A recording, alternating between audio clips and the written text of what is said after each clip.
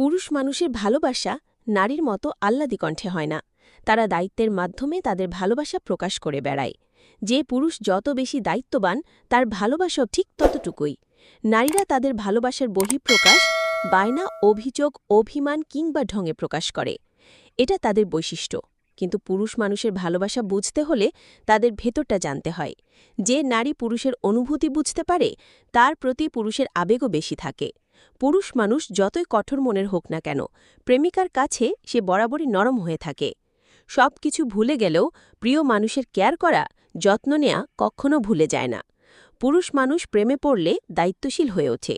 শুধুমাত্র নারীদের নয়, পুরুষ মানুষের ভেতরেও বাচ্চা সুলভ আচরণ থাকে, যা শুধু তার প্রিয় মানুষটাই বুঝতে পারে।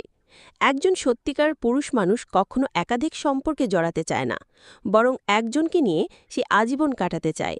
নিজেকে ছোট করে ইগো না দেখিয়ে, আত্মসম্মানের বড়াই না করে, স্যাক্রিফাইস কিংবা কম্প্রোমাইজ করে সম্পর্কটাকে এগিয়ে নিয়ে আসতে চায়। যদিওবা সব পুরুষ এমনটা করবে না। একজন পুরুষ কখনো নারীর মতো অনুভূতি প্রকাশ করতে পারে না, বরং একজন নারীকে কিভাবে নিরাপদ কিংবা যত্নে রাখতে হয় সেই দিকে পুরুষের বেশি খেয়াল থাকে।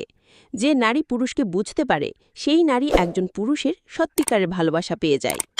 পুরুষ মানুষের ভালোবাসা অনেকটা সুপ্ত অবস্থায় লুকানো থাকে, যা সবাই ধরতে পারে না।